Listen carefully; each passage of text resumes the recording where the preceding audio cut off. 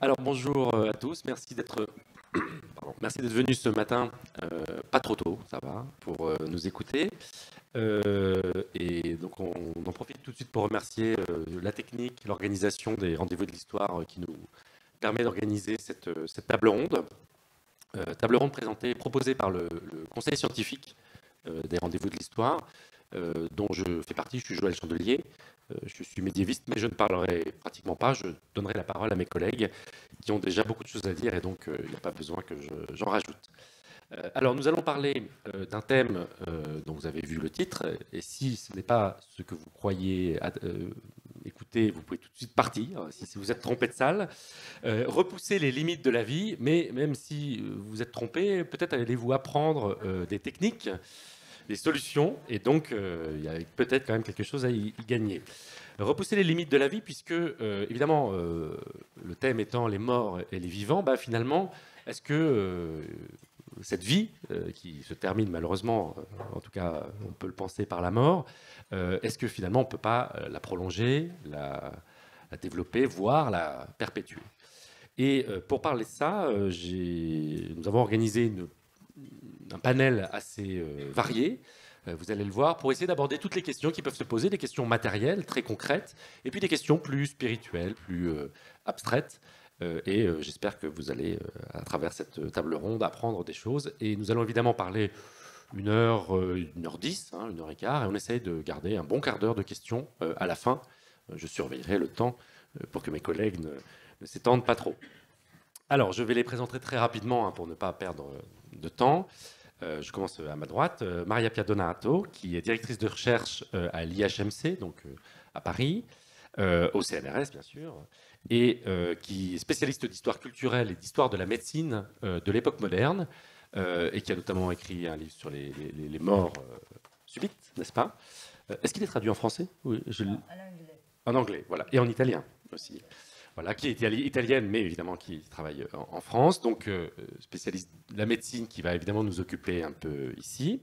À côté d'elle, donc Anne-Carole, que vous avez peut-être déjà vue dans les précédents jours, professeure à Aix-Marseille Université, spécialiste d'histoire contemporaine, d'histoire du corps, d'histoire donc de la mort, bien sûr, puisque c'est le thème, mais aussi histoire de la médecine. Et donc, on partira de l'époque moderne à l'époque la plus contemporaine pour ces questions de rapport entre vie et mort. Tout à ma gauche, Francis Johannes, professeur émérite à l'Université Paris 1. Et alors là, on va remonter avec lui beaucoup dans le temps, puisqu'il est spécialiste d'histoire de la Mésopotamie, enfin d'histoire donc antique, mais très antique. Et on parlera de cet espace, de cette période qui est un peu moins connue et en tout cas moins représentée. Donc on est très content qu'il ait accepté de venir pour nous parler voilà, de l'histoire mésopotamienne qui n'est pas toujours la plus présente. Donc on aura quelques éclaircissements. Et enfin, Catherine Dufour, que vous connaissez peut-être par ses livres et que vous connaissez enfin, sans doute par ses livres et que maintenant vous connaissez en personne ici, qui est ingénieure informaticienne, mais surtout écrivaine de science-fiction et qui a écrit un livre. C'est pour ça qu'aussi on a pensé à elle. Le directeur du festival, Francis Chevry, était enthousiaste à l'idée, donc on était très content qu'elle ait accepté, puisqu'elle a écrit un livre qui s'appelle Le goût de l'immortalité, et donc qui va nous intéresser, l'immortalité ici, mais aussi beaucoup d'ouvrages de science-fiction qui ont remporté de multiples prix. Et donc, ce sera pour nous l'occasion d'entendre un regard un peu décalé par rapport au regard historique que les collègues vont apporter, mais qui justement nous permettra de mieux réfléchir à tous les enjeux autour des limites de la vie et de l'éventuelle atteinte d'un statut d'immortalité. Alors on va intervenir, je vais pas juste passer je passerai les questions et les prises de parole. Des prises de parole assez courtes, on va essayer de se répondre autant que possible pour rendre les choses dynamiques. Il n'y aura pas d'image, ce sera uniquement nos paroles. Et je vais commencer en fait par vous présenter les grandes questions qu'on va se poser ensemble, et puis ensuite nous passerons la parole. D'abord, quelles sont les limites entre la vie et la mort? Est-ce que vraiment la limite existe aussi clairement à toutes les époques? Ensuite, est-ce qu'on essaye, comment essaye-t-on de repousser la mort? Et y arrive-t-on? Y est-on arrivé à un moment ou à un autre? Et enfin, cette question de l'immortalité. Est-ce qu'elle traverse les époques? Comment s'exprime-t-elle? Et est-ce qu'elle n'est pas un élément fondamental de l'expérience humaine, finalement, au-delà de la mort, justement, cette question d'atteindre d'une manière ou d'une autre, cette immortalité.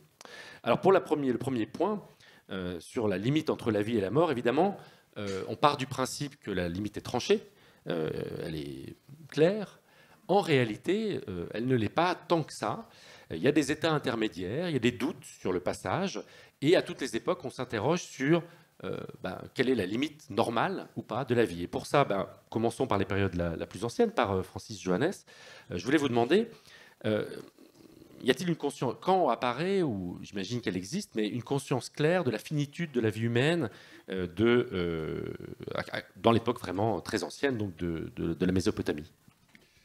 Oui, donc je vais vous parler effectivement de la manière dont les gens de Mésopotamie, c'est-à-dire l'Irak, le sud de l'Irak actuel, à partir de 2500 avant notre ère, se sont posé la question de la finitude de la vie humaine et en particulier combien de temps peut-on espérer vivre dans des conditions normales d'existence.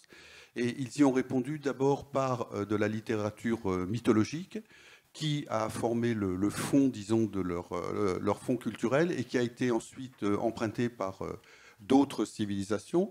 Donc tout le monde connaît, par exemple, dans la Bible, le personnage de Mathusalem, hein, qui a vécu 969 ans, coiffant ainsi sur le poteau Noé, qui lui n'a vécu que 950 ans, et Adam, qui est crédité de 930 ans d'existence.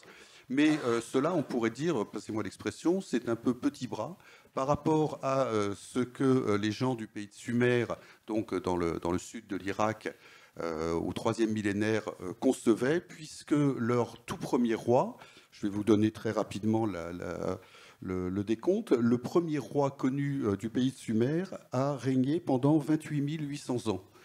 Il a été suivi par son fils qui a régné, lui, 36 000 ans. Et puis, on trouve quelqu'un qui a régné 43 200 ans. Donc, à chaque fois, ce sont des multiples, en fait, de 3600. Et ça a une certaine importance pour la suite, pour la façon dont on a conçu, justement, les limites de la vie humaine. Alors, cette époque heureuse où les gens vivaient des dizaines de milliers d'années comportait quand même une difficulté ou un risque, c'est que l'homme ayant été créé par les dieux, eh bien les dieux de Mésopotamie, du pays de Sumer, ont constaté que non seulement l'humanité avait tendance à se reproduire de façon un peu accélérée, mais qu'en plus, avec une durée de vie aussi allongée, eh bien on risquait assez vite la crise démographique. Et ils ont décidé de régler ce problème avec un phénomène qui est entré dans l'histoire et qui est bien connu, qui est le déluge. Donc on a noyé absolument toute l'humanité, sauf une personne, parce qu'au dernier moment, les dieux se sont rendus compte qu'ils allaient risquer de faire disparaître ceux qui les entretenaient matériellement. Donc il y a dans les textes de Mésopotamie, et puis repris évidemment ensuite par la Bible, le mythe du déluge et le mythe d'un survivant.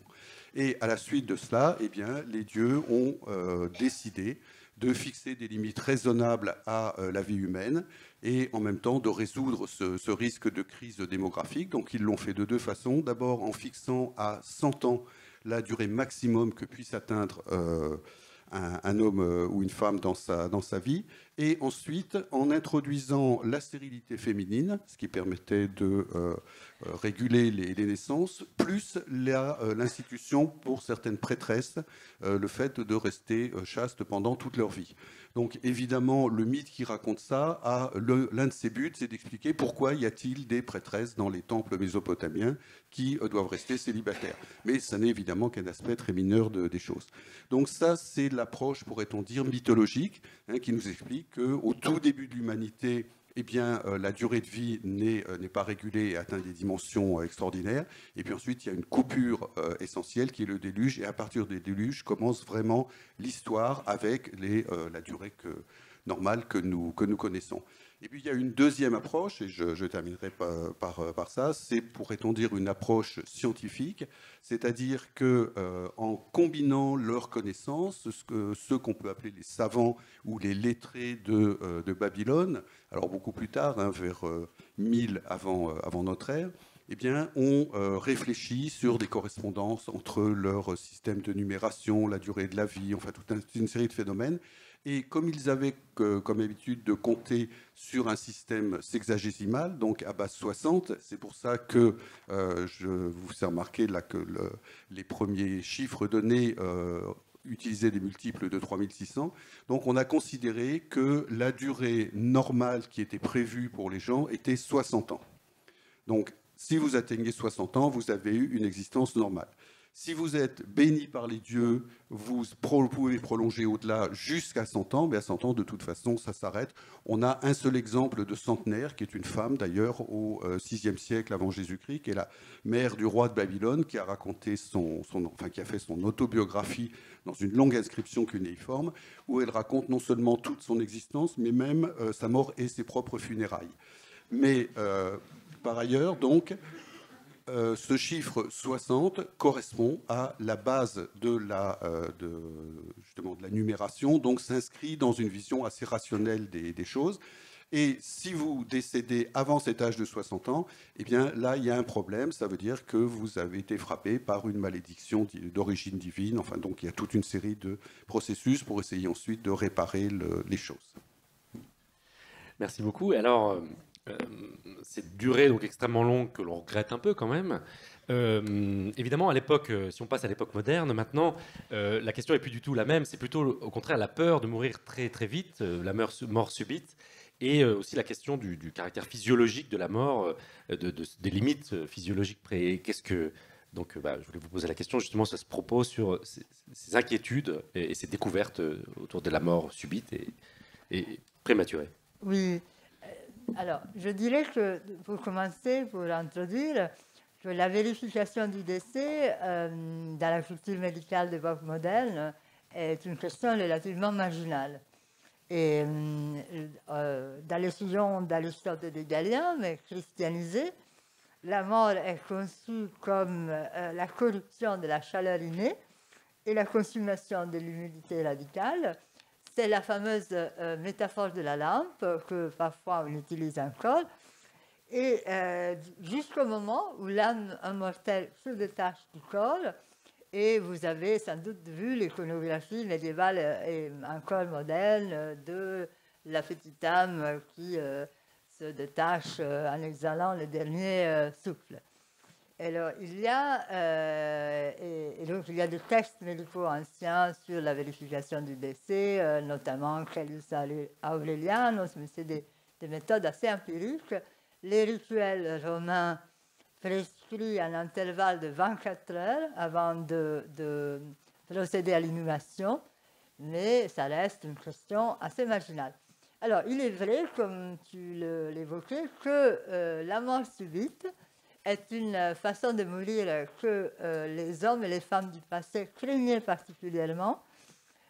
Déjà, Philippe Agès l'écrivait, mourir seul, mourir soudainement, c'est la terreur des chrétiens, parce que, bien évidemment, une mort subite empêche la réconciliation et donc met en péril le salut de l'âme, bien sûr, et même, une chose qu'on a tendance peut-être à oublier, met en péril le corps, parce que s'il n'y a pas de signe certain que la personne, que les cadavres qu'on a trouvés dans les champs, sur la route, soit celui d'un chrétien, on ne peut pas l'enterrer en terre consacrée, d'où par ailleurs la diffusion des petites médailles de la Vierge ou de saints, Saint Christophe par exemple, les protecteurs des voyageurs,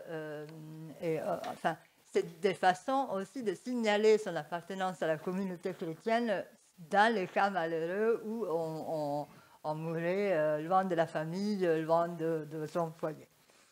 Alors, du coup, dans les cas de mort subite, il y a une attention accrue dans la vérification du décès. Les textes médicaux, justement, préconisent de faire attention, notamment à l'apoplexie, qui est une maladie de la tête et qui peut induire une apparence de mort parce que c'est une condition qui diminue les mouvements sensibles et insensibles du corps, y compris la respiration, d'où la peur de la mort apparente. Mais bon, ça reste une question relativement marginale que certains traités, notamment au XVIIe siècle, traitent, mais sans sortir du cadre, disons, aristotélicien que je viens d'évoquer. Alors, la question, par contre, prend tout un autre tournant vers la fin du XVIIe et au début du XVIIIe siècle, dans le cadre d'une nouvelle physiologie mécaniste post-cartésienne, si vous voulez, de la vie.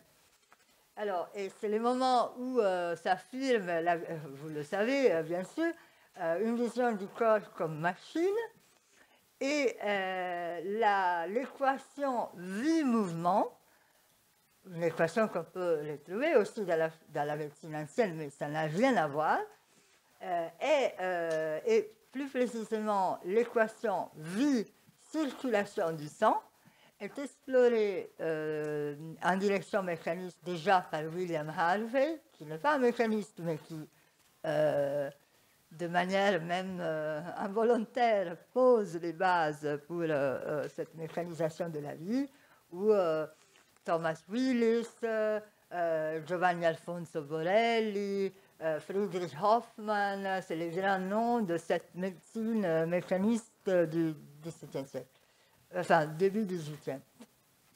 Et c'est un médecin du pape, Giovanni Maria Lancisi, qui opère un peu la synthèse de tous ces thèmes, parce que si la vie se mécanise, la mort aussi, elle se mécanise. Parce que du coup, on peut, la mort dépend de la cessation de ces mouvements du sang, et du coup devient un processus, parce que ça ne s'arrête pas en un seul instant. Les mouvements vitaux ont besoin d'un peu de temps pour arriver à une cessation complète. Et donc, ce médecin du pape, Lancisi, publie un traité en 1707 qui s'appelle, sans fantaisie, De subitaneis mortibus, donc de la mort subite. Et Lancisi systématise un peu les connaissances médicales de son temps et écrit que la vie dépend de 3 systèmes d'organes et de 3 fluides. Donc l'air, et donc du coup la respiration, les sangs, et donc le cœur et le système veineux, et les fluides nerveux, qui est conçu comme un fluide matériel comme les autres, et la circulation nerveuse du cerveau à travers les nerfs vers les muscles. Et donc, selon Lancisi, et là je vous cite, la mort est la cessation véritable et totale de la circulation de l'air, du sang, du fluide nerveux dans les organes principaux. Et cette cessation doit réellement être si stable et constante qu'il n'y a plus moyen de la raviver par aucune force naturelle. Et là, ces idées, si vous voulez, vont être la base de la théorie médicale au XVIIIe et même au XIXe siècle. En fait, un grand légiste comme Paul Blahdel à la fin du XIXe siècle reprend à peu près les mêmes thématiques dans son manuel de médecine légale, la mort et la mort subite de 1895. Même si au XVIIIe siècle, il y a le sol du vitalisme, là, je vous passe, on ne va pas rentrer dans les détails. Je vais juste conclure là cette très rapide présentation pour vous rappeler que encore dans l'encyclopédie, donc la notice Mort médecine, qui est publiée en 1765 par Ménuret de Chambaud, rappelle que la mort subite est, je cite, la cessation soudaine de mouvements vitaux.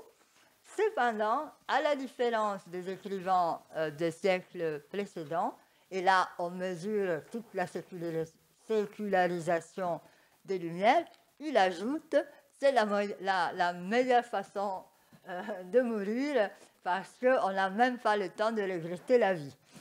Et là, vous mesurez un peu la différence entre la terreur des chrétiens et cet idéal philosophique de la mort. Et si je peux juste une chose, du coup, si vous avez en tête cette idée de mort comme processus, vous comprenez aussi que la vérification de la mort devienne un véritable sujet et qu'il y a même cette peur d'être enterré vivant qui se développe, il faut relativiser, mais elle se développe au XVIIIe siècle, et dont les médecins et les chirurgiens s'emparent parce que la vérification du décès n'était pas de leur ressort à l'époque moderne, c'était plutôt l'Église ou les familles, et là, ils rentrent dans la question.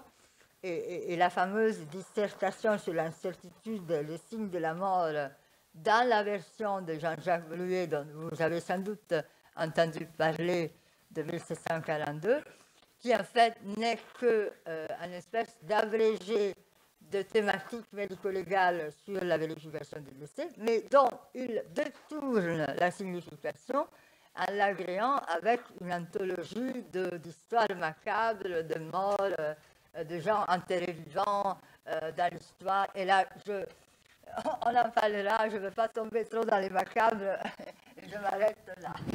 Merci. Du coup, tu évoquais cette limite floue, en fait, qui peut exister avec l'apoplexie ou autre. Et ça me fait me tourner vers Catherine Dufour c'est sûr que la littérature fantastique, on va dire, peut-être même pas seulement d'ailleurs, a beaucoup joué avec cette question, cette possibilité, disons, d'une limite moins claire que ce que l'on pense, peut-être en lien d'ailleurs avec ces réflexions médicales. Et je voulais juste avoir votre point de vue, ce que vous connaissez, ce que vous aimez de ces questions. Alors, c'est très vaste parce que le passage de la vie à la mort, c'est quand même au cœur de la littérature. Parmi les premiers ouvrages, en tout cas les plus diffusés, les plus lus, c'est quoi? C'est la Torah, la Bible, le Coran, le livre des morts égyptiens. Ils parlent tous de la mort, comment s'y préparer, comment supporter ça, qu'est-ce qui se passe après. Parce que Dieu, c'est quand même la créature qui nous attend après la mort. Pour le meilleur et pour le pire, on peut dire que Jésus, c'est quand même le premier zombie, après Lazare. Et en littérature, on en parle beaucoup. Alors, et depuis longtemps, la première histoire de fantôme, ça doit être dans Pline l'Ancien. Si on veut parler modernité, on va parler de Frankenstein. Frankenstein, ça a été écrit en 1816 par la jeune Mary Shelley. 1816, c'était l'année sans été. Alors, elle était en vacances avec Lord Byron en Suisse. Il pleuvait, c'était insupportable. Ils ne savaient pas quoi faire, donc qu'est-ce qu'ils ont fait? Ils ont pris de l'opium. Et Mary Shelley, elle a vraiment beaucoup plané, elle a eu une vision, et quand elle est redescendue, elle a écrit sa vision, et c'était Frankenstein, dont cet être qui revient d'entre les morts. Et alors, ce qui est très marrant, c'est parce que nous, Frankenstein, on le voit comme un homme fait de bouts de cadavres, et là, on met un grand coup d'électricité, et paf, il ressuscite. Alors, il n'y a rien de ça dans Mary Shelley. Si vous relisez Mary Shelley, le coup de l'électricité n'y est pas. On parle vaguement de bouts de cadavres, mais c'est pas sûr. Et c'est vraiment le cinéma qui a créé l'intervention de la science moderne via l'électricité dans la création du monstre et donc de ce revenant d'entre les morts, et en plus ce revenant d'entre les morts et par petits bouts. Ça n'est pas du tout dans le livre d'origine, et c'est pourtant l'image qu'on en a. Et puis, qu'est-ce qu'il y a d'autre comme créature limite? Alors, il y a les zombies, c'est quand même une créature assez récente, en tout cas dans le succès qu'il a pu avoir auprès du grand public, avec les films, bien sûr, de Romero dans les années 60. Mais dans la littérature, il faut quand même attendre Max Brooks avec le guide de survie en territoire zombie et World War Z, ce qui est quand même assez récent. Et bien sûr aussi, dans la littérature, il y a les vampires. C'est vraiment la créature qui n'arrive pas à partir, qui oscille de bord à l'autre de la ligne entre la vie et la mort. Alors, si vous voulez lire une excellente histoire de vampires, je ne vais pas vous conseiller Bram Stoker ni Twilight. On va faire bref. Lisez La famille du Vourdalak de Tolstoï. Tolstoï, c'était un excellent novelliste, entre bien d'autres choses. Et c'est une petite histoire, c'est tellement bien écrit, c'est absolument abominable. C'est un petit jeune homme, il va dans une famille de paysans, et là il rencontre une très jolie jeune paysanne, puis il la quitte, et puis il la regrette, alors il revient, mais pendant ce temps-là, le vampirisme n'est pas passé par là. Il arrive, il la retrouve, il la prend dans ses bras, et à ce moment-là, il y a sa petite croix autour du cou qui... Vous allez spoiler là ? Oh, pardon.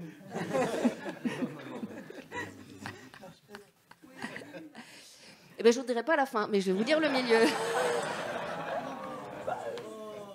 Je vais vous dire le milieu, et à ce moment-là, sa petite croix s'enfonce dans sa peau, et il a un sursaut, et là, je vous cite, il s'aperçut que le sourire qu'elle portait sur le visage n'était que le rictus d'agonie sur la figure d'un cadavre. Et là, il la lâche et il s'aperçoit que tout le monde autour de lui est devenu vampire.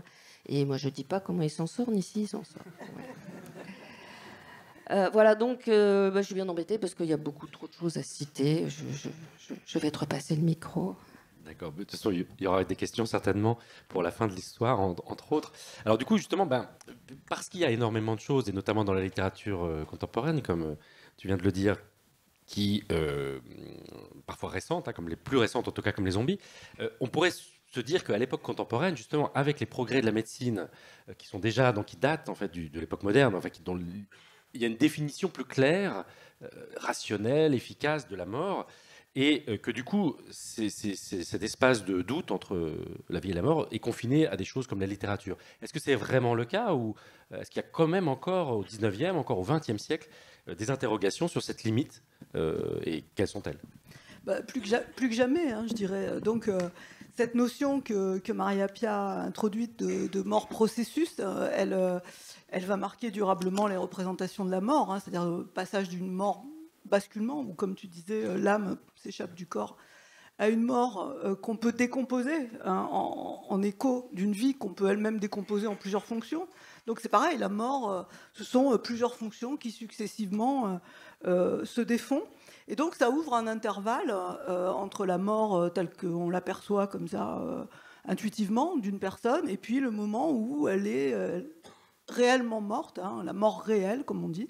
Et cet intervalle donc, va donner lieu à des recherches sur donc, la mort apparente, c'est-à-dire ce qui ressemble à la mort, mais dont on peut revenir grâce à des techniques de réanimation éventuellement, hein, ou même ce que certains appellent la mort imparfaite, c'est-à-dire un intervalle pendant lequel le corps met du temps à mourir, tout simplement, mais sans possibilité de retour en arrière, mais à propos duquel un médecin comme le docteur Thierry, hein, à la fin du XVIIIe siècle, explique qu'il faut laisser au morts le temps de mourir complètement. Il ne faut pas l'envelopper dans un suaire, etc., hein, même s'il a rendu le dernier soupir, parce que son corps n'est pas entièrement mort.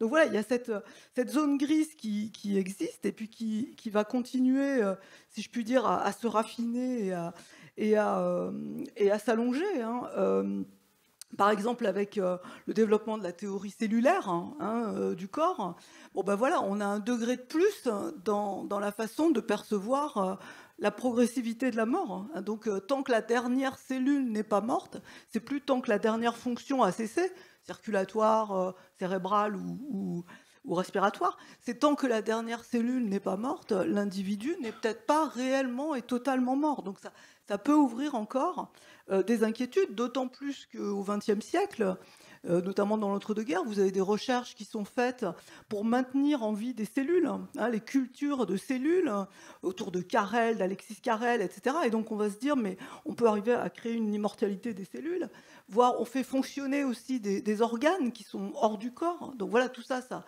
ouvre de nouvelles perspectives. Et puis, je dirais, au XXe siècle, avec le progrès des techniques de réanimation et de suppléance, dans la deuxième moitié du XXe siècle, après la guerre,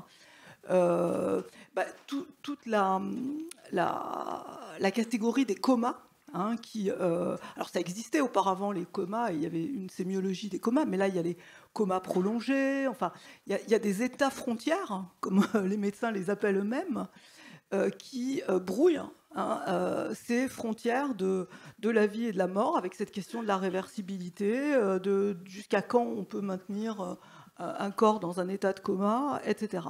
Alors, quelles conséquences ça a, ces brouillages? Ça a des conséquences évidemment culturelles importantes. Il y a cette peur des inhumations prématurées. Hein. Je rebondis un peu sur ce qu'a dit notre écrivaine, entre guillemets. Hein. Bon, il y a aussi toute une littérature là-dessus. Hein. Edgar Poe, bien entendu, hein, qui développe à l'envi ce thème de l'inhumation prématurée.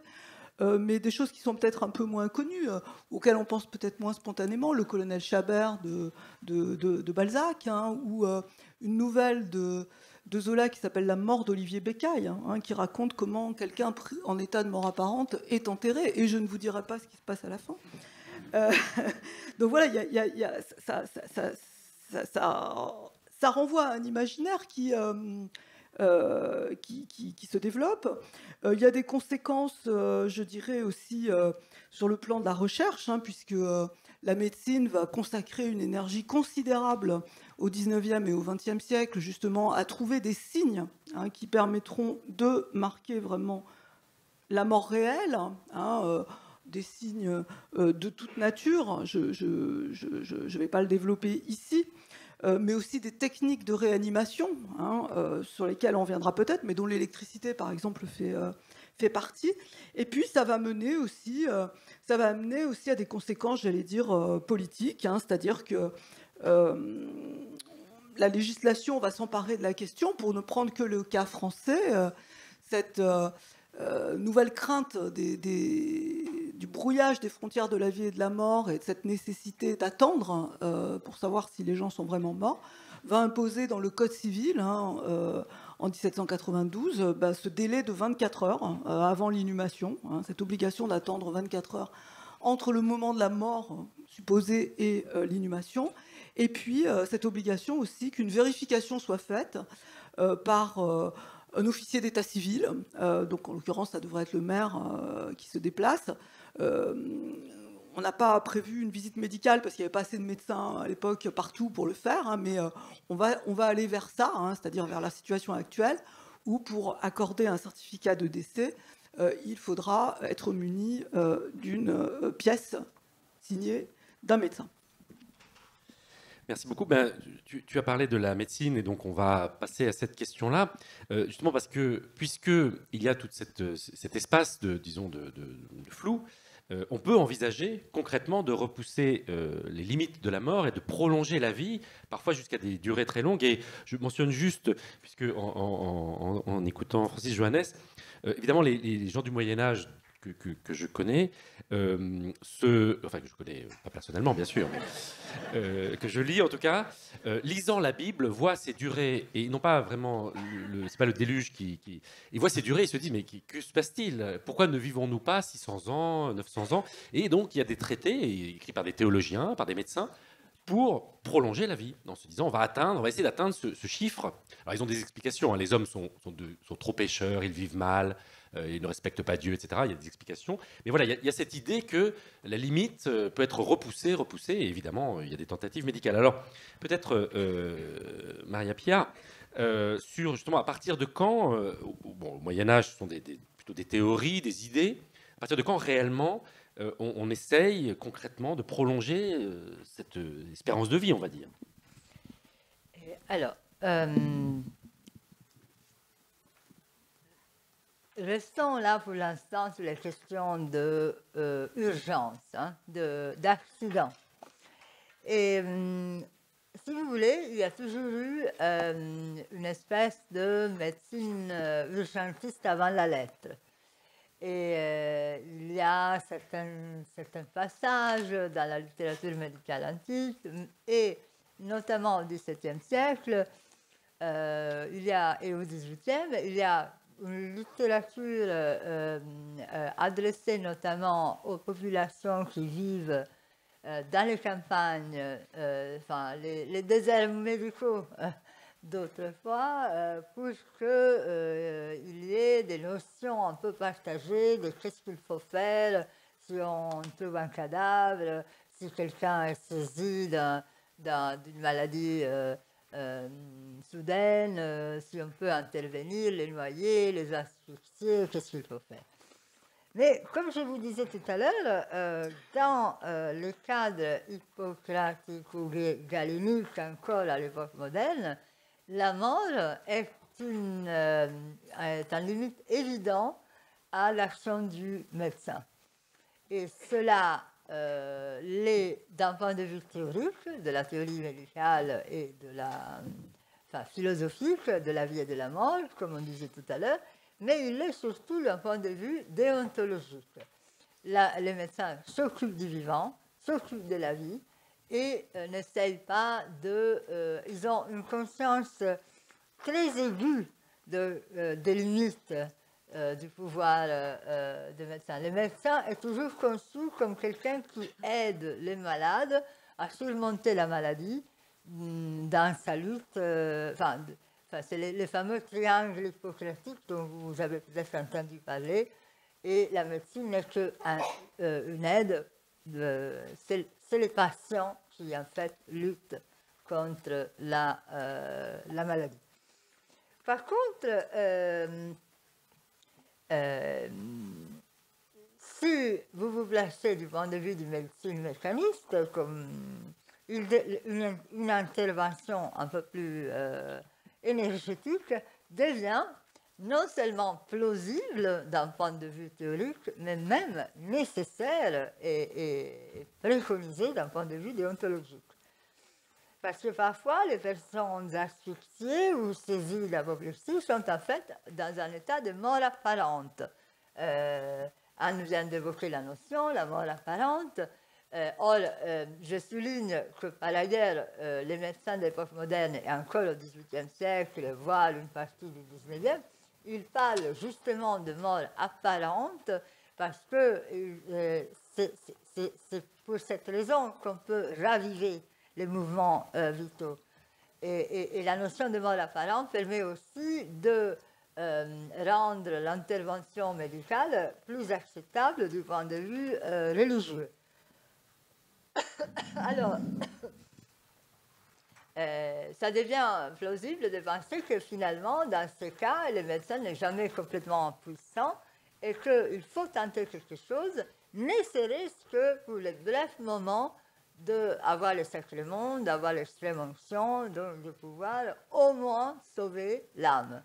Si on ne peut pas sauver le corps, au moins on peut sauver la vie éternelle, ce qui n'est pas mal.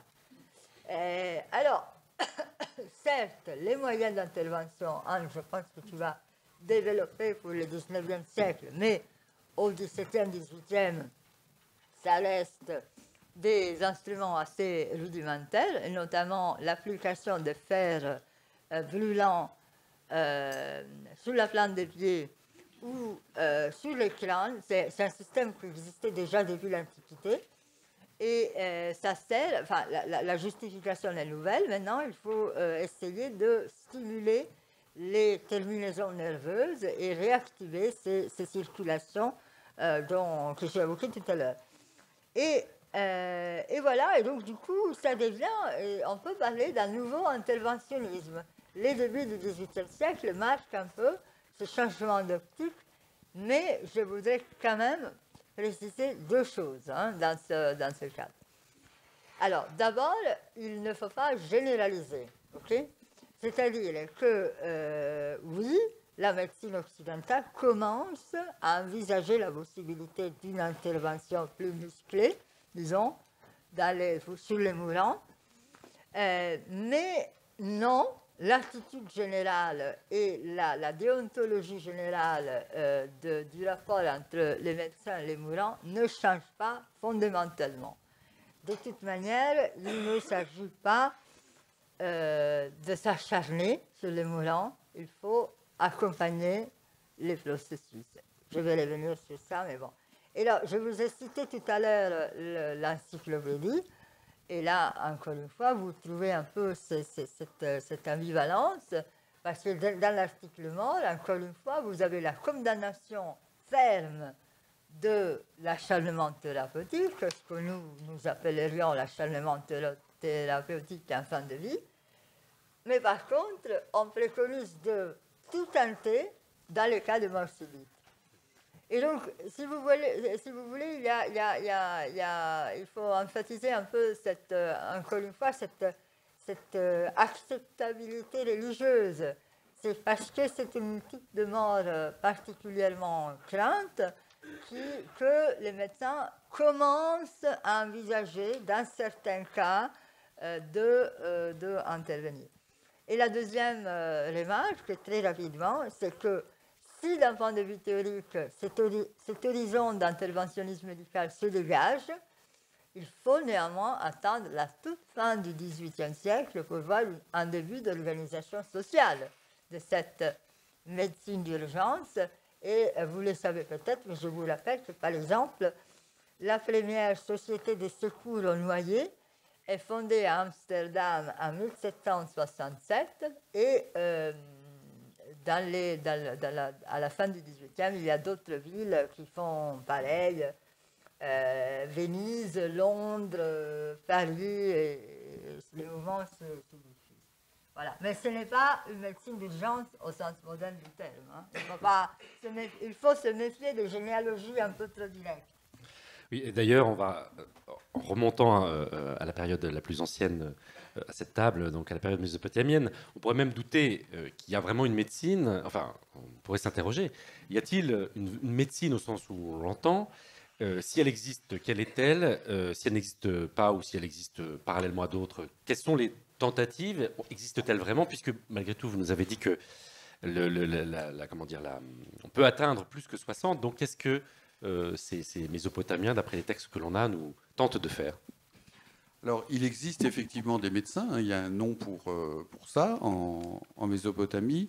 Mais l'idée de base, c'est que la vie humaine réside entre les mains des dieux. Donc ce sont eux qui décident, si vous tombez malade, de l'issue de cette maladie, savoir si elle est mortelle, enfin si elle aura une fin de ce genre, ou bien si vous pouvez guérir. Et donc le rôle du médecin est de rassembler le maximum de diagnostics et d'interprétation des signes qu'il voit, pour pouvoir savoir si les dieux ont décidé effectivement que la maladie dont souffre quelqu'un aura une issue fatale. Et ça combine donc deux démarches. La première correspond à, disons, nos critères actuels de pronostics médicaux, c'est-à-dire que les gens de Mésopotamie ont accumulé au cours des siècles des expériences d'observation du physique des gens, des malades, pour pouvoir savoir de quel degré, enfin, éventuellement de quoi ils étaient atteints et quelle en était l'issue. Mais cela se combine avec une observation de signes, alors qu'on appellerait, nous, de signes divinatoires, et qui font que les médecins sont à la fois des praticiens, disons, de la médecine selon nos critères, mais en même temps des magiciens ou des exorcistes ou des conjurateurs, c'est-à-dire qu'ils vont devoir interpréter toute une série de signes qui se manifestent au moment où ils vont entrer en présence du malade et qui sont des indications envoyées par le monde des dieux sur l'issue de la maladie. Il y a par exemple une série divinatoire qui s'appelle « Lorsque l'exorciste se rend à la maison du malade ». Donc c'est quand le médecin fait sa visite chez les malades, eh bien il doit observer tous les signes qu'il rencontre ou tous les événements qui sortent un peu de l'ordinaire qu'il rencontre et qui sont des indications de ce qui va se passer pour l'issue de cette maladie. Par exemple, si l'exorciste dans la rue croise un cochon blanc de couleur blanche, eh bien le malade vivra. Si le cochon est de couleur noire, à ce moment-là, c'est le contraire, c'est-à-dire que l'issue de la maladie est mortelle. Alors, et quand il arrive donc et qu'il combine cela avec son observation du malade, il arrive à la conclusion que l'issue de la maladie se présente soit comme mortelle, soit au contraire, il y a une possibilité. Et à ce moment-là, il met en œuvre toute une série de processus, enfin de cérémonies d'exorcisme, pour obtenir des dieux, justement, le fait que la maladie ne soit pas mortelle. Mais en gros, c'est là qu'est la limite de cette pratique médicale des gens de Mésopotamie au 2e et au 1er millénaire, c'est-à-dire qu'ils sont simplement chargés de bien interpréter tous les signes qui se manifestent, mais ils ne peuvent pas par eux-mêmes repousser les limites de la vie. Ils doivent à ce moment-là s'en remettre au monde des dieux. Alors, passons d'un extrême à l'autre, si je puis dire, puisque à l'époque contemporaine, là, au contraire, c'est tout à fait l'inverse de ce qu'on vient d'entendre, hein. C'est-à-dire, il y a une espèce de confiance presque aveugle qui se développe, enfin peut-être c'est mon impression, mais dans la capacité de la science à prolonger la vie. Et de fait, les statistiques montrent que bon, voilà, l'espérance de vie augmente. Donc, qu'est-ce que ça donne et quel est le processus qui a amené à l'idée que la médecine allait apporter ce prolongement de la vie?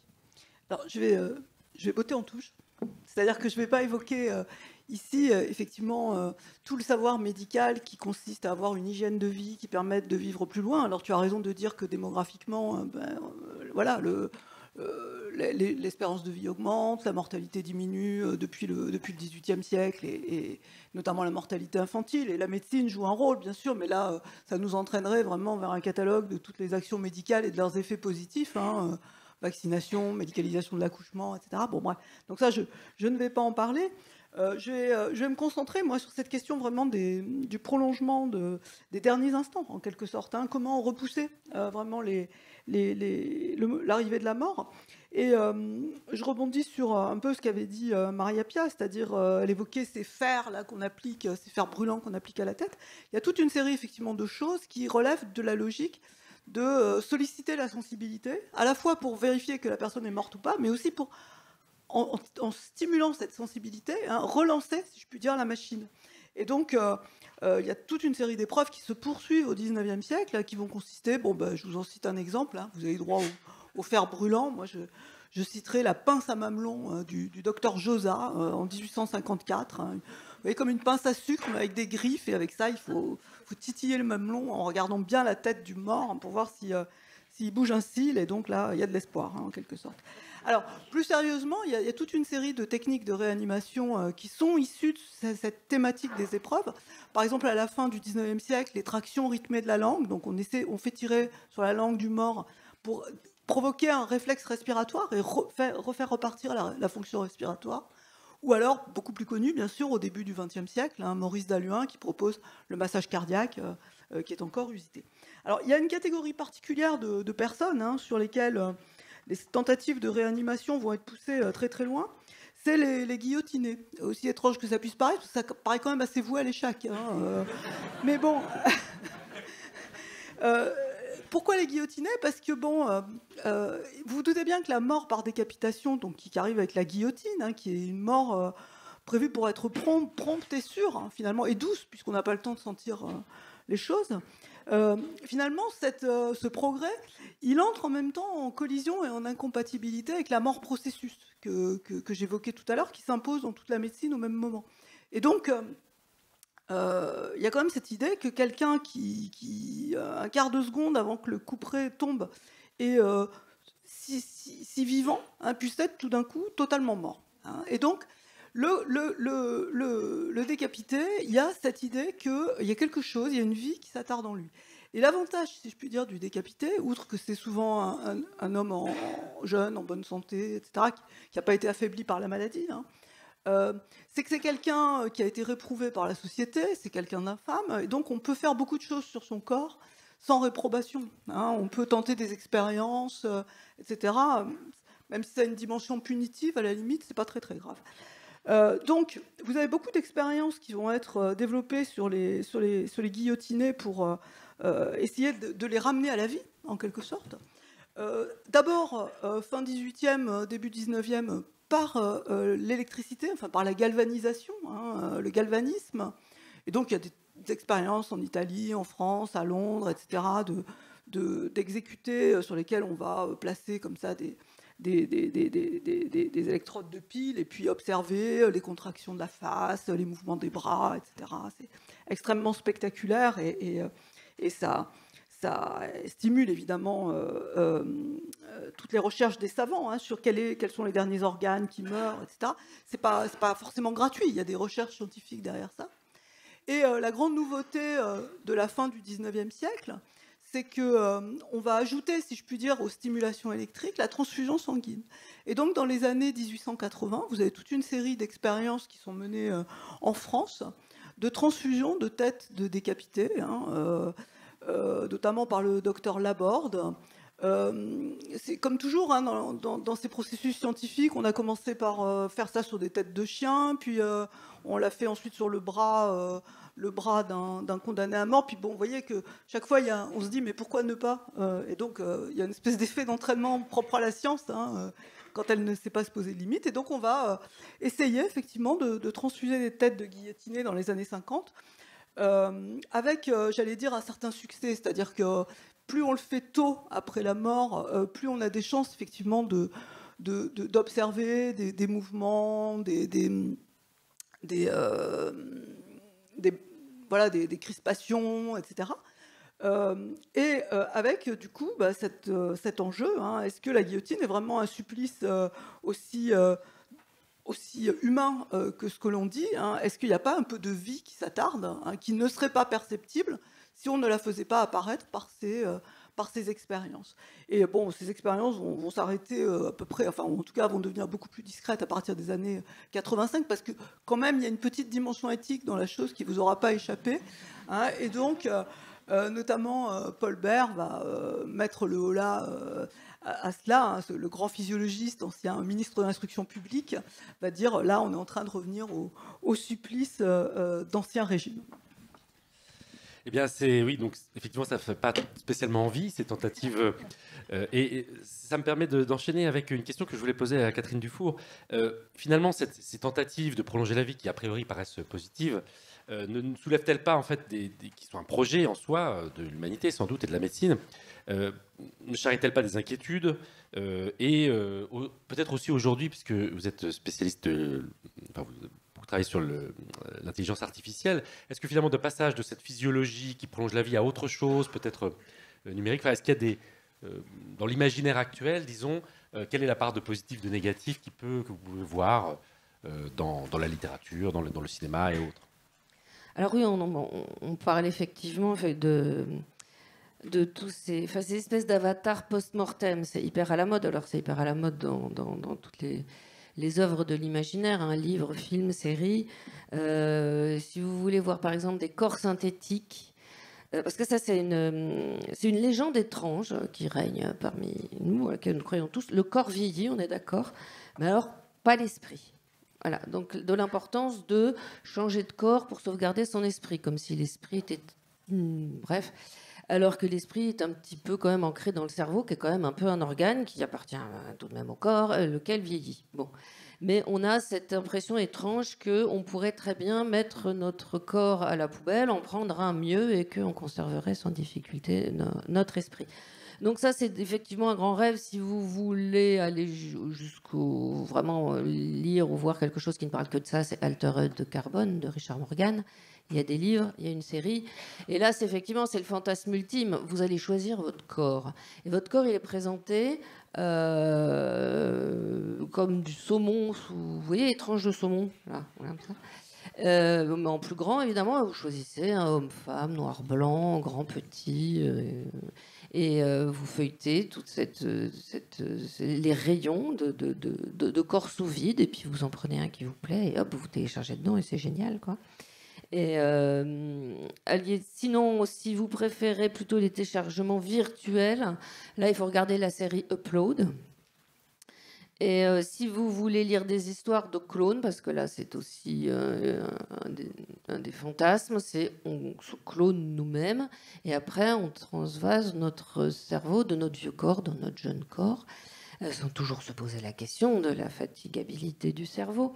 À ce moment-là, vous lisez La possibilité d'une île de Houellebecq, car Houellebecq fait de la science-fiction et seulement de la science-fiction. Il l'a dit lui-même, moi je fais que de la science-fiction, mais je ne le dis jamais parce que sinon je ne vendrai pas bien.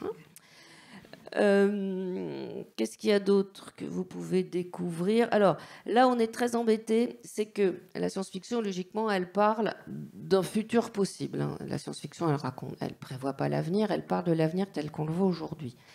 Et plus ça va, plus on a du mal, en tant qu'auteur de science-fiction, à avoir 15, 10, 5 ans d'avance sur le réel. On imagine des trucs abominables, on s'aperçoit que c'est déjà en cours et que c'est plus du tout de la science-fiction.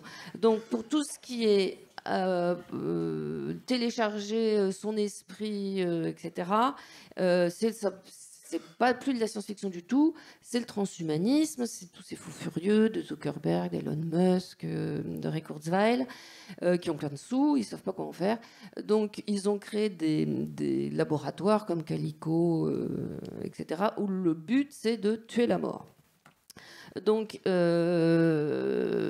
c'est très inquiétant parce que si on devient tous immortels, qu'est-ce que ça va devenir? Ça c'est Tous à Zanzibar de Brunner, si vous voulez le lire. C'est tout le monde rêve d'être immortel, c'est pas encore possible, donc on se fait congeler.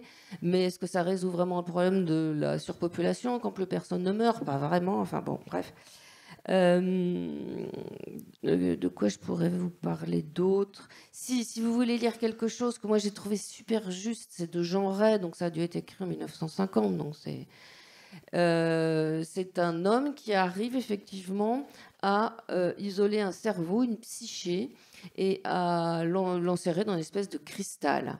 Et c'est le cerveau de sa femme. Voilà, il a fait tester ça sur son épouse. Et donc, le cerveau de son époux, il est immobilisé, mais il est encore fonctionnel, hein. Et il y a un de ses amis qui voit ça, qui voit ce cristal avec un cerveau, qui s'imagine ce que ça pourrait être que d'être un cerveau isolé de tout. Parce qu'en fait, nous, on n'est que parce qu'il nous entoure. Et on arrive à être que parce qu'on a un esprit, certes, mais parce qu'on est dans un contenant. Et parce qu'on a des capteurs. Si on n'a plus la vue, si on n'a plus l'ouïe, si on n'a plus le toucher, on est totalement isolé. Et là, on sombre dans une folie abominable. Et donc cet homme dit, mais vous pouvez pas infliger ça surtout à votre femme, quoi. Il faut détruire ce cristal. Et l'autre dit, oh ben non, ça c'est mon cristal chéri. Et le gentil finit par lui proposer la moitié de sa fortune pour avoir le cristal et le détruire.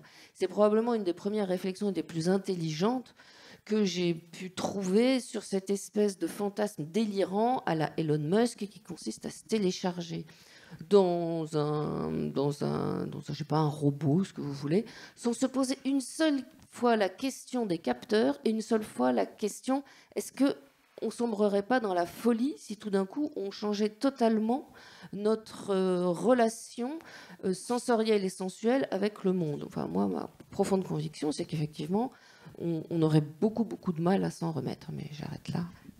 Juste parce que, oui, non, ça m'évoque ce que tu dis. Finalement, cette histoire de cerveau dans le cristal, qui est présentée comme une chose tout à fait nouvelle, ça évoque ce qui est décrit dans Johnny Got His Gun, le film Johnny s'en va en guerre, où, alors là, c'est au contraire les horreurs de la guerre qui, en détruisant le corps, réduisent pratiquement l'homme à un cerveau qui n'a plus que quelques sensations de toucher, et c'est un cauchemar absolu, quoi. Donc, ça fonctionne aussi dans l'autre sens, c'est vraiment... Et alors, ça nous fait une transition parfaite parce qu'on va parler maintenant de notre dernière partie. On va essayer de vraiment garder 10 minutes à la fin de questions. Je vous surveille. Littérature et immortalité. En fait, c'était vraiment la raison pour laquelle je voulais absolument que Francis Jeunet soit là. Et n'étant pas, étant très en retard, je n'avais jamais lu Gilgamesh, la grande épopée mésopotamienne, que j'ai donc lu cet été pour préparer quand même sérieusement la table ronde, et que j'ai trouvé un texte absolument fantastique qui m'a complètement fasciné. Et alors du coup, effectivement, dites-nous un peu ce mythe de l'immortalité justement mésopotamien. Oui, les gens de Mésopotamie se sont posé la question naturellement de savoir pourquoi les dieux sont immortels et les hommes ne le sont pas, et même s'ils vivent très très très longtemps, eh bien, à un moment doivent disparaître.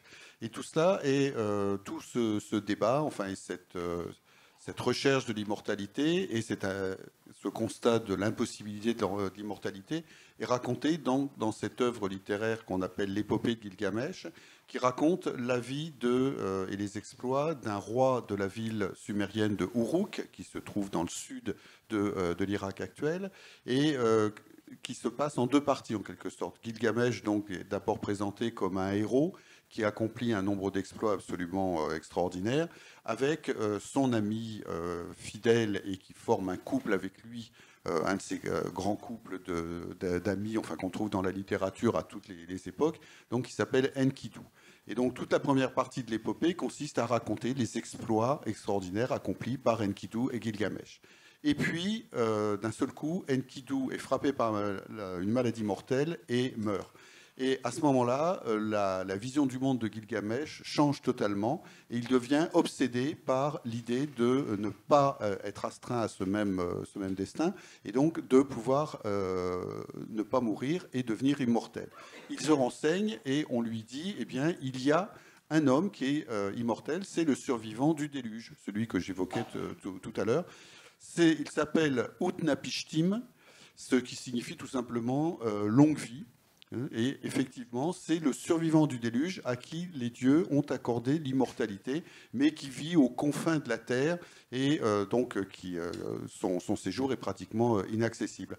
Et tout le reste de l'épopée raconte comment Gilgamesh traverse le monde à travers toute une série d'épisodes et finit par arriver chez Utnapishtim en lui disant dis-moi le secret de l'immortalité, tu es immortel, et bien moi aussi je veux devenir immortel.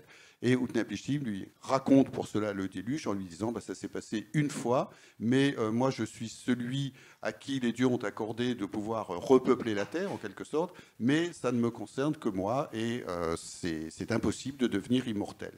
Il y a bien quand même une possibilité, alors là moi je vais spoiler sans... Il lui dit, je vous donne le secret, donc pour devenir immortel, pour ne jamais mourir, eh bien il suffit de ne jamais dormir. Donc Gilgamesh dit, j'ai déjà fait des exploits plus difficiles que ça, et je vais résister au sommeil et je deviendrai immortel. Et naturellement, pratiquement dans l'heure, il tombe endormi, et son sommeil dure 7 jours et 7 nuits, parce qu'il a quand même des kilomètres de marche à pied derrière lui. Et comment il s'en rend compte? Parce que la femme de Utnapishtim, chaque matin, dépose à côté de lui le pain qui est censé lui servir de ration quotidienne. Et quand il se réveille, il a 7 pains à côté de lui. Donc il constate que c'est impossible de résister au sommeil. Et il demande à Utnapishtim un autre moyen. Et Utnapishtim lui dit non, c'est pas possible. Oui, si, il y a quand même un moyen. Il y a une plante qui pousse vraiment au fond des abysses. Il faudrait que tu puisses aller la chercher. Et c'est la plante qui donne l'immortalité. Alors vous voyez que ce thème a été ensuite repris à de nombreuses reprises. Et Gilgamesh invente par la même occasion le système des pêcheurs d'éponges du golfe Persique, qui consiste à se laisser couler à pic avec une pierre au fond de l'eau et puis pour ramasser ce qu'on y trouve. Et donc il remonte avec la plante magique qui assure l'immortalité, il remercie chaleureusement Utnapishtim et il prend le chemin du retour pour rentrer dans sa ville d'Uruk. Mais là aussi, c'est un trajet qui est fatigant. Donc, à un moment, il s'arrête pour faire un petit break sous un arbre. Et pendant qu'il est en train de dormir, un serpent qui passait par là lui vole la plante et part avec. Donc, c'est pour ça que les serpents, eux, sont immortels, parce que vous savez qu'ils changent de peau de façon régulière, alors que Gilgamesh se réveille en ayant perdu sa plante, et donc rentre dans sa ville d'Uruk et constate à ce moment-là que le vrai secret de l'immortalité, c'est de laisser la trace de ses exploits dans la mémoire des gens, de préférence écrite. Donc il rédige à ce moment-là son épopée qu'il enfouit dans la muraille de la ville d'Uruk, et qui fait effectivement que nous connaissons encore son nom actuellement, mais que lui-même... Alors il a terminé quand même de façon pas trop désagréable, puisqu'il est devenu juge dans le monde des morts, qui est une occupation qui permet quand même de continuer à avoir une certaine activité. Et ce personnage de Gilgamesh, ses aventures expriment très bien la façon dont les gens de Mésopotamie concevaient cette existence humaine, c'est-à-dire qu'il faut admettre que l'individu a une borne ou une limite fixée à son existence, Mais par contre, comme le montre l'histoire, enfin, ou l'exemple de Utnapishtim, l'espèce humaine elle-même est assurée de l'immortalité, puisque les dieux, comme je vous le disais, ont constaté qu'avec le déluge, ils avaient fait une erreur et qu'il fallait absolument garder les humains.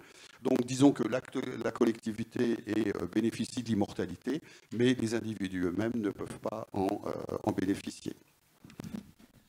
Merci. Et c'est vrai que du coup, c'est un passage d'une immortalité physique qu'on espère faire à une immortalité, disons, spirituelle, intellectuelle.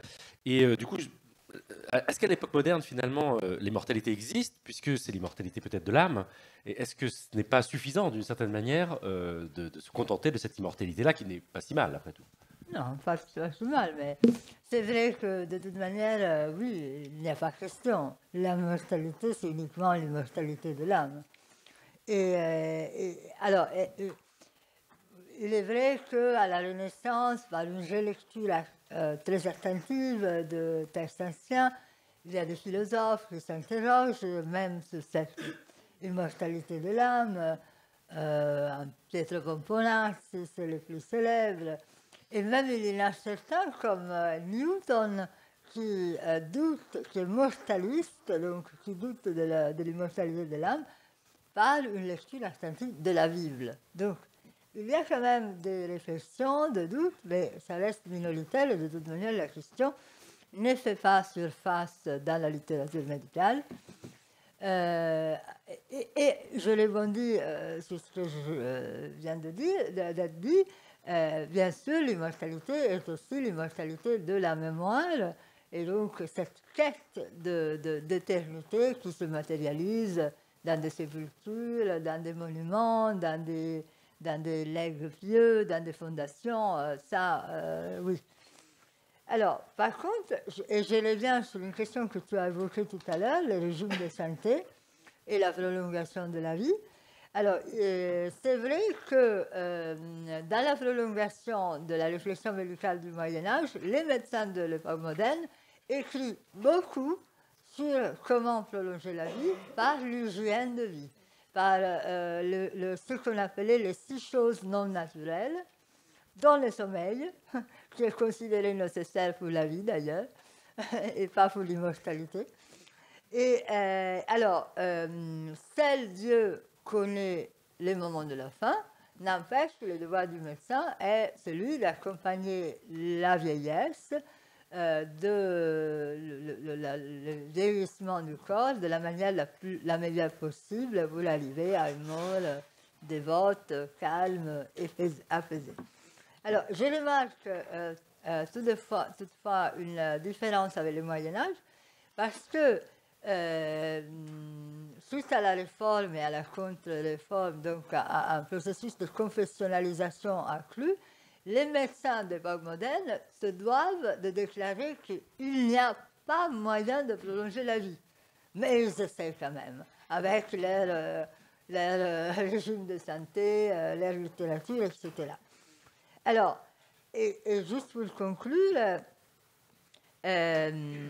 encore au XVIIIe siècle, je le disais tout à l'heure, même au XIXe, l'éthique médicale insiste sur le fait qu'il ne faut pas interférer avec la mort. Et que les bons médecins, là c'est le serment d'Hippocrate qui est revisité, ne donnent pas de médicaments pour prolonger ou retarder, pour prolonger ou retarder ou accélérer la mort. Et là, la question qui se pose, on l'a évoqué tout à l'heure, c'est plutôt la question de l'euthanasie et du suicide. L'opium se répandit, ça devient un véritable sujet pour le médecin. Et là, pour le coup, sachant, c'est pas tellement la prolongation de la vie, mais c'est vraiment gérer la fin de vie et accompagner de manière digne la fin et médicaliser le suicide, d'une certaine manière, assister une bonne mort médicalisée. Oui, merci. Et alors, du coup, ce passage peut-être de l'âme au corps, il est évidemment à l'époque contemporaine où peut-être que c'est plus cette immortalité, disons, que l'on accepte, ou collective ou spirituelle, peut-être qu'on revient à ce moment-là, au 19e, 20e siècle, à une tentative d'immortalité du corps qui n'est peut-être pas une vraie vie. Alors, effectivement, bon, ce qui caractérise vraiment, je pense, le 19e siècle, c'est que ce qu'on va chercher à obtenir dans un contexte, pour aller vite, global de déchristianisation progressive, c'est plutôt l'immortalité du corps, mais l'immortalité du corps mort, c'est-à-dire sa durabilité perpétuelle. Et en fait, c'est à replacer, je dirais, dans un panorama plus vaste des sensibilités funéraires à l'époque, qui a bien été décrit donc, par Ariès, par Vauvel, par Régis Bertrand, que Régis Bertrand a appelé la transition funéraire, et qui est que finalement, par rapport au siècle précédent, on n'accepte plus la néantisation du corps. Tu retourneras à la poussière, ben non, j'ai pas trop envie. Et on n'accepte plus la dissolution des restes mortels dans l'anonymat et dans l'oubli. Puisque je rappelle quand même que dans le régime funéraire de l'époque moderne, les corps ordinaires, je ne parle pas des corps des seigneurs, des rois, etc., qui eux justement avaient ce privilège de la perpétuité, si je puis dire, de la conservation perpétuelle, les corps des gens ordinaires, ils étaient enfouis dans des fosses, et puis quand la fosse était pleine et qu'il fallait faire de la place, on enlevait les ossements, ce qu'il en restait, puis on rassemblait tout ça dans des ossuaires, tout mélangé, donc il n'y avait plus de traces, si vous voulez, de l'individu, il n'y avait plus de traces de la personne, la tombe n'avait pas de signification particulière, on n'allait pas s'y recueillir devant, etc., etc.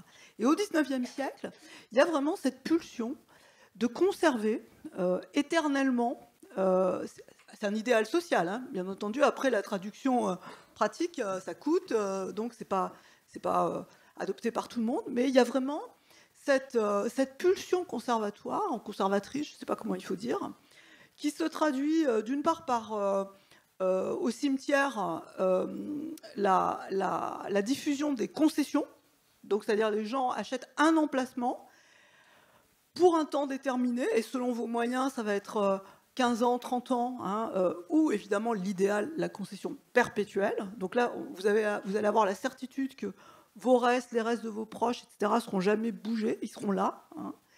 Et parce que ça ne suffit pas, pendant une période un peu courte, vers le milieu du XIXe siècle, il s'ajoute aussi la vogue de l'embaumement, c'est-à-dire l'idée que dans ce monument pérenne, dans ce caveau maçonné, etc., dans ce cercueil qui, à la même époque, est en train de devenir de plus en plus solide, capitonné, etc., il y aura aussi un corps intact, un corps qui a été conservé pour l'immortalité. Et donc, voilà, dans les années 1830-1840, vous avez cette vogue de l'embaumement qui se diffuse, qui repose sur la technique qui est encore utilisée aujourd'hui dans les soins de conservation, c'est-à-dire l'injection dans le système circulatoire de produits conservateurs et qui améliorent très grandement les procédés de conservation antérieurs où on essayait de faire pénétrer les produits conservateurs par l'extérieur en entaillant le corps de partout. Donc là, voilà.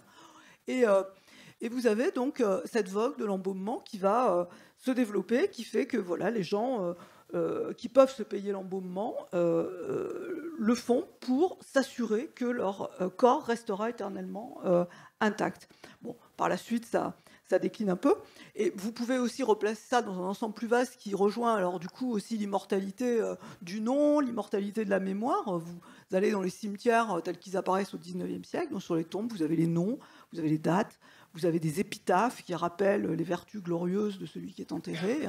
C'est aussi le moment où se diffusent les listes de morts, les monuments aux morts, etc. Voilà, il y a ce désir d'éternité aussi du souvenir.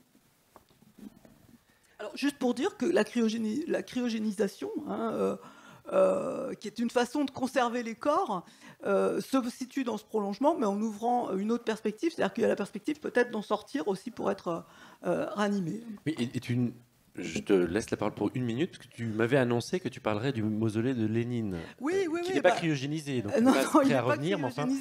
Non, mais effectivement, bon, cet embaumement dont j'ai décrit la vogue au XIXe siècle va donner lieu à des techniques de conservation qui sont évidemment, comme je l'ai dit, bien plus efficaces et qui ont aussi pour résultat de beaucoup moins attenter à l'intégrité du corps, à donner une apparence normale. Et du coup, ça va aussi être réintroduit dans l'embaumement des grands. Donc, avant, à l'époque moderne, c'était les rois, les princes, les prélats, etc. Au XXe siècle, ça devient les hommes politiques. Et Lénine, voilà, dont le corps est conservé et encore visible dans le mausolée qui lui a été construit, a été embaumé par des scientifiques russes qui s'efforcent de le conserver toujours. Et d'ailleurs, c'est la famille Sparsky qui a été chargée de ça. C'est assez amusant, si on peut dire. C'est que pour financer, dans le contexte d'effondrement du régime soviétique, on se pose d'ailleurs la question de savoir s'il faut continuer à conserver le corps de Lénine ou s'il faut l'enterrer. Mais bon, pour financer ces soins qui coûtent assez cher, en fait, les Sparsky se sont spécialisés dans l'embaumement de tous les mafieux russes tués par balle et qui, eux aussi, voulaient accéder à l'immortalité du corps. Merci. Alors pour finir, une dernière intervention de Catherine Dufour, parce que justement cette idée d'embaumement me fait penser à votre roman dont j'ai parlé au tout début, Le goût de l'immortalité. Qu'est-ce qui, peut-être, je ne sais pas si vous voulez parler de ce roman-là ou de manière plus générale, cette question de l'immortalité dans la littérature, comment elle vous a inspiré, comment elle traverse votre œuvre et puis celle d'autres auteurs que vous aimez? En fait, l'immortalité, on sent bien que ça pose beaucoup de problèmes. D'abord, un problème éthique, quand ça vient du transhumanisme, puisque le transhumanisme, c'est pas améliorer l'être humain, c'est améliorer les riches. Il y a un problème éthique. Ensuite, si tout le monde est immortel, là, il y a un petit problème de surpopulation, surtout si on continue à faire des enfants. Donc l'immortalité pose plein de problèmes. Est-ce que individuellement, on ne va pas sombrer dans la folie en n'ayant plus un peu cette pierre de touche qu'est la mort au bout du chemin? Comment est-ce qu'on peut évoluer psychiquement pour accepter le fait qu'on ne mourra jamais? Est-ce que ça ne fera pas un peu bizarre? Et moi, j'ai essayé de mettre en scène dans le goût de l'immortalité. Qu'est-ce qui se passe si les dirigeants des pays, des grandes entreprises, ils meurent jamais? C'est-à-dire si on est toujours, je ne sais pas, si l'informatique est toujours dirigée par Bill Gates dans 300 ans. C'est un peu comme si nous, la France, était toujours dirigée par Louis XIV. Voilà. Donc vous allez voir Louis XIV et vous lui dites qu'est-ce que vous pensez de la GPA, enfin tout ça. Et donc là, Louis XIV dit mais brûlez-moi tout ça. Et forcément, vous allez répondre alors déjà brûler les gens, ça se fait plus. Ensuite, vous imaginez la pollution, un bûcher, enfin tout ça. Bon. Donc, qu'est-ce qui se ferait si notre monde était dirigé par d'inusables vieillards? Parce que simplement, moi, je trouvais que ça n'avait pas encore été assez abordé. Mais pourtant, Dieu sait que ça a été abordé. Alors, vous tapez immortalité, science-fiction, vous avez tous les grands maîtres qui ont fait leur livre dessus. Zelazny, Aldis, Simak, Silverberg, Barjavel, Greg Beer, Arthur C. Clarke, Asimov, Philippe Joseph Armour, tous. Si vous voulez en lire un petit peu récent, vous lisez La Faucheuse de Schusterman, avec un S, S-H-U-S, etc. Alors, qui est quelqu'un qui fait beaucoup rire parce qu'il est censé écrire de la littérature jeunesse, young adult, c'est-à-dire les 16-18 ans. Alors, je ne sais pas si les parents se rendent compte de ce qu'ils achètent, mais Schusterman, moi je viens de lire Drugs, qui parle de l'oxycontine, c'est abominable, et La Faucheuse aussi, c'est tout aussi abominable. Là, c'est la question, il répond à la question. Tout le monde est immortel sur Terre, du coup il y a trop de monde, comment on fait? On tue des gens de façon aléatoire, il faut bien faire de la place. C'est un très bon bouquin, mais il n'y a pas que les... Alors, si vous voulez faire plus dans le classique, il y a Tous les hommes sont mortels de Simone de Beauvoir, un de ses premiers livres, qui est absolument excellent. Mais sinon, je ne sais pas, il y a le portrait de Dorian Gray. Dune ne parle que de ça, puisque l'épice, elle prolonge la vie, puisqu'elle distord le temps. Dans Le Seigneur des Anneaux, les anneaux prolongent la vie. Les seigneurs Nazgûl, c'est jamais que ça. Et c'est assez étrange, c'est qu'à partir du moment où on parle de l'immortalité, quand n'importe quelle œuvre, le plus souvent, quelqu'un il acquiert l'immortalité, c'est une malédiction. Ça se passe toujours très mal et ils ont une très sale tête de cadavre ambulant. Visiblement, l'immortalité est un concept qui nous défrise et qui nous plaît pas et dont on se méfie terriblement tout en rêvant de l'immortalité. C'est très ambivalent. Eh bien, c'est parfait pour terminer cette table ronde. On peut applaudir nos participants.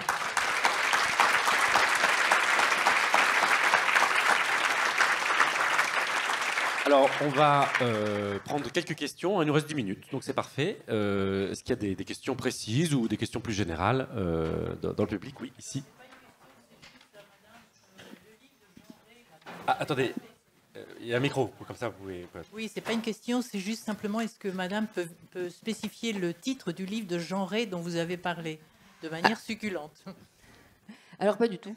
Parce que Jean Ray a fait quelques romans dont Malpertuis. Moi je l'aime pas en roman, moi je l'aime en nouvelliste. Donc c'est une de ses nouvelles. Or, des nouvelles, il en a fait énormément.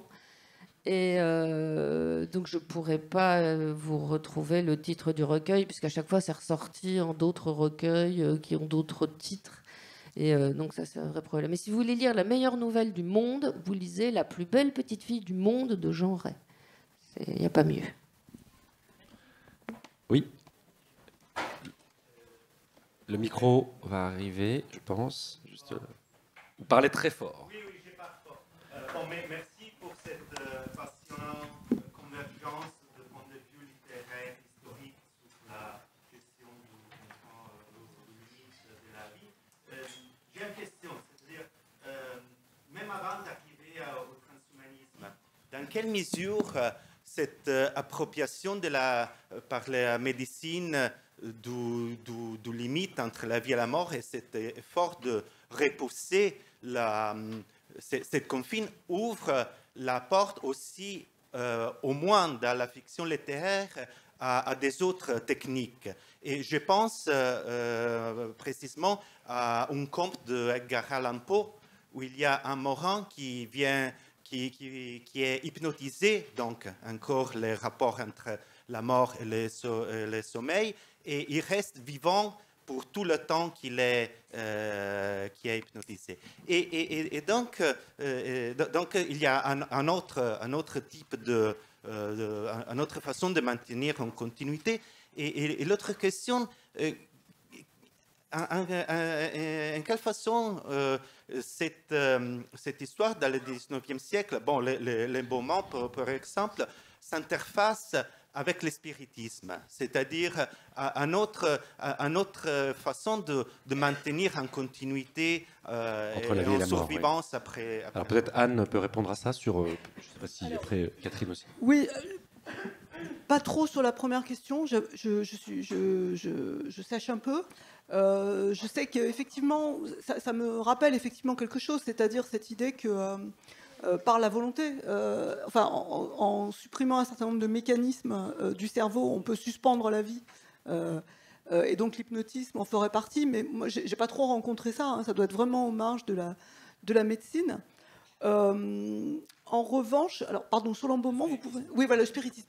Le spiritisme, oui, alors, le spiritisme, je dirais que ça renvoie plutôt, alors, c'est aussi lié aux frontières de la vie et de la mort, mais ça renvoie plutôt à la croyance plus générale dans les revenants. Et il n'y a pas de support corporel, finalement. Le spiritisme,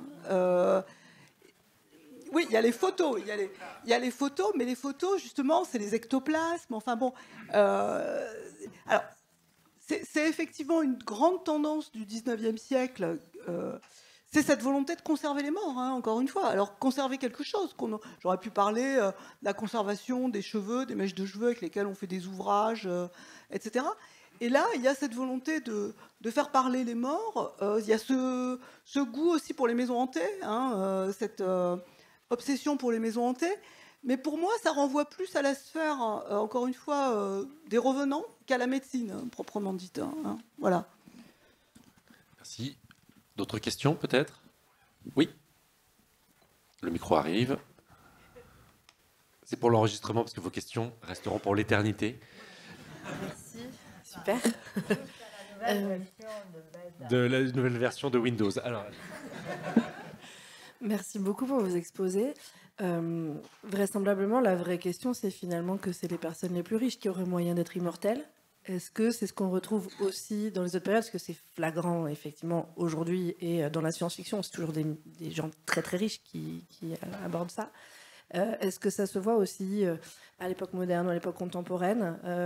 Ce sont les gens les plus riches, ou même, effectivement, des gens, à défaut peut-être d'être riches, des gens très particuliers, élus un peu, qui ont cet accès à l'immortalité, enfin, ou en tout cas la recherche de cette immortalité.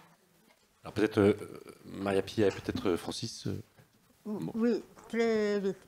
Moi, je pense que là, en tant qu'historien, on a intérêt à faire la différence entre la peur de la mort et la quête d'immortalité.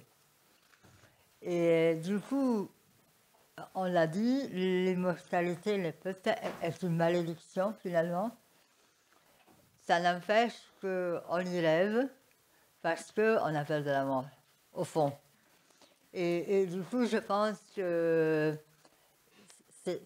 on a intérêt à faire un peu d'écologie dans la manière dans laquelle on traite nos sources pour essayer de faire les parts entre ceux qui relèvent d'une peur et donc du coup d'un désir, mais qui ne se traduit pas forcément dans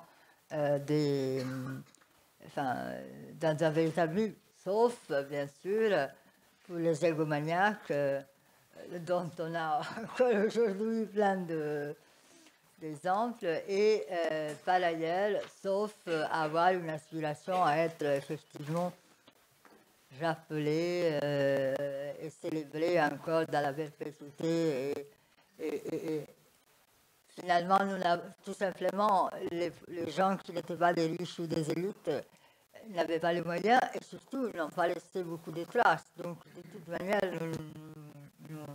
l'historien est un peu désemparé face à cette question. Oui, je vais évoquer très rapidement la situation en Mésopotamie. Il se trouve effectivement que le survivant du déluge était avant le roi de la ville sumérienne de Shuruppak. Gilgamesh lui-même est roi d'Uruk, et on constate que les récits, enfin il y a plusieurs mythes de recherche de l'immortalité, concernent en fait des gens qui sont à la limite, disons, du monde, entre le monde des humains et le monde des dieux, qui sont soit des rois, soit des prêtres, qui ont effectivement un accès direct aux dieux, donc à qui ne reste plus en quelque sorte qu'une seule marche à franchir avant d'accéder à l'immortalité. Mais cette idée de limite de la vie à un siècle concerne tout le monde. Là, il n'y a pas de sélection. Alors, Anne voulait rajouter quelque chose ? Juste sur la dimension sociale de l'embaumement, donc cet embaumement que le Jean-Nicolas Ganal invente au XIXe siècle et qu'il propose de donner en réponse à une demande qui serait universelle de garder le corps de ses proches de façon durable. En réalité, il le propose, mais il fait une lettre aussi au préfet de police de Paris en lui disant donc voilà, j'ai une méthode pour ceux qui achèteront des concessions perpétuelles et trentenaires, mais pour les gens finalement qui vont être enterrés dans les fosses à 5 ans, j'ai une méthode de dissolution accélérée. D'accord. Donc voilà. Et si je veux juste ajouter un petit épisode, l'embaumement ne se termine pas toujours pour le mieux. Et il y a le cas célèbre du corps de Pie XII qui, par une technique soi-disant innovante d'embaumement, finit par exploser. Et c'était un scandale majeur. Alors une dernière question ici peut-être, et après nous lèverons la séance. Oui, vous avez parlé aussi de l'immortalité, donc qui est espérée par les religieux, hein, mais elle a quand même deux versions. Elle a la version de l'enfer et du paradis. Donc il y a une version cool et une un peu moins. Et est-ce que aussi la peur donc de l'enfer parce qu'apparemment il y a peu d'élus au paradis, donc on a plus de chances d'aller du mauvais côté. Et est-ce que c'est pas ça qui donne envie aussi de rester vivant simplement Peut-être je peux répondre, comme ça je termine. Effectivement, c'est-à-dire qu'une solution comme celle-là, d'alternative entre la vie est éternelle, après la mort, l'âme est éternelle, donc les souffrances ou le plaisir du paradis sont éternels. Et donc la solution a été trouvée par l'Église, comme vous le savez sans doute, au Moyen-Âge, c'est le purgatoire. Et en fait, le purgatoire, tout le monde y va en réalité, qui n'est pas éternel, effectivement, qui donne une... Et en fait... le purgatoire est quasiment le passage de tout le monde. C'est un peu la gare de triage. Mais finalement, on peut toujours espérer, sauf si on fait des choses très, très, très, très graves, et surtout qu'on s'oppose à la rédemption proposée par l'Église, on peut espérer quand même si on a fait des choses graves, aller au purgatoire. On y passe du temps, c'est pas très marrant le purgatoire. Mais quand même, on peut tous espérer le paradis. Donc la solution a été trouvée, parce qu'effectivement, sinon, si on a un enfer négatif et un paradis uniquement positif, effectivement, on peut vouloir rester en vie le plus possible pour esquiver cette mort terrible et cette fin terrible. Donc le purgatoire est un peu la solution. C'est une sorte de vie très longue qui se poursuit avant la vraie vie éternelle. Et bien, je pense qu'on peut s'arrêter là. Merci beaucoup à nos intervenants. Et bonne fin de festival à tous.